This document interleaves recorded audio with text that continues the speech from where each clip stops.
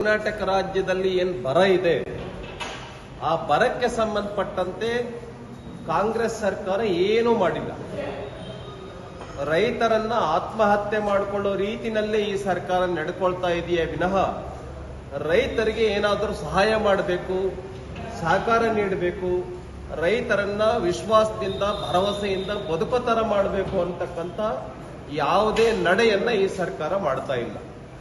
ಉದಾಹರಣೆಗೆ ನಾನು ಹೇಳೋದಾದ್ರೆ, ಇಡೀ ಕರ್ನಾಟಕ ರಾಜ್ಯದಲ್ಲಿ ಬರ ಇದೆ. ಈ ಬರ ಅಂತ ಇರ್ತಕ್ಕಂಥ ಸಂದರ್ಭದಲ್ಲಿ ರೈತರು ಏನ್ ಬಿತ್ತಿದ್ದಾರೆ, ಬಿತ್ತಿರ್ತಕ್ಕಂಥದ್ದು ಸಂಪೂರ್ಣ ನಾಶ ಆಗಿದೆ. ಅಲ್ಲಿ ಇಲ್ಲಿ ಸ್ವಲ್ಪ ಏನು ಹಸಿರು ಕಾಣ್ತಾ ಇದೆ, ಅದು ಬೇರಿಗೆ ಮಾತ್ರ ನೀರ್ ಬೀಳ್ತಾ ಇದೆ, ಅಷ್ಟು ಮಳೆ ಕಾರಣದಿಂದ. ಈಗ ಮೆಕ್ಕೆಜೋಳ ಇದೆ, ತೆನೆನೇ ಬರ್ತಾ ಇಲ್ಲ. ಆಮೇಲೆ ಶೇಂಗಾ ಇದೆ, ಒಣಗೋಗಿದೆ. ಕಡಲೆ ಶೇಂಗಾ ಕಾಯಿನೇ ಹಿಡ್ದಿಲ್ಲ.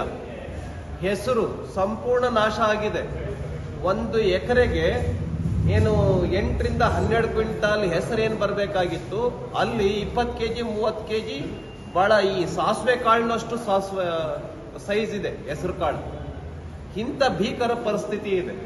ಆದ್ರಿಂದ ಬರಗಾಲ ಅಂತಾನೂ ಘೋಷಣೆ ಮಾಡಲಿಲ್ಲ ಈ ಸರ್ಕಾರ. ಬರಗಾಲ ಅಂತ ಘೋಷಣೆ ಮಾಡಿದ್ರೆ ಪರಿಹಾರ ಕೊಡಬೇಕಾಗುತ್ತೆ ಅನ್ನುವಂತ ಒಂದು ಕಾರಣದಿಂದ ಈ ಸರ್ಕಾರ ಬರಗಾಲ ಅಂತ ಅನೌನ್ಸ್ಮೆಂಟ್ ಮಾಡಿಲ್ಲ. ಈ ರೀತಿ 6 ತಂಡಗಳನ್ನ ಮಾಡಿ ಇಡೀ ರಾಜ್ಯದ ಬರ ವೀಕ್ಷಣೆಯನ್ನ ಏನು ಭಾರತೀಯ ಜನತಾ ಪಾರ್ಟಿ ಮಾಡಿದೆ, ಅದನ್ನ ನಾಳೆ ಸಂಜೆ ಅಷ್ಟೊತ್ತಿಗೆ ನಮ್ಮ ರಾಜ್ಯ ಅಧ್ಯಕ್ಷರಿಗೆ ವರದಿಯನ್ನ ಸಂಗ್ರಹ ಮಾಡಿ ನಾವು ಸಲ್ಲಿಸ್ತಾ ಇದ್ದೇವೆ.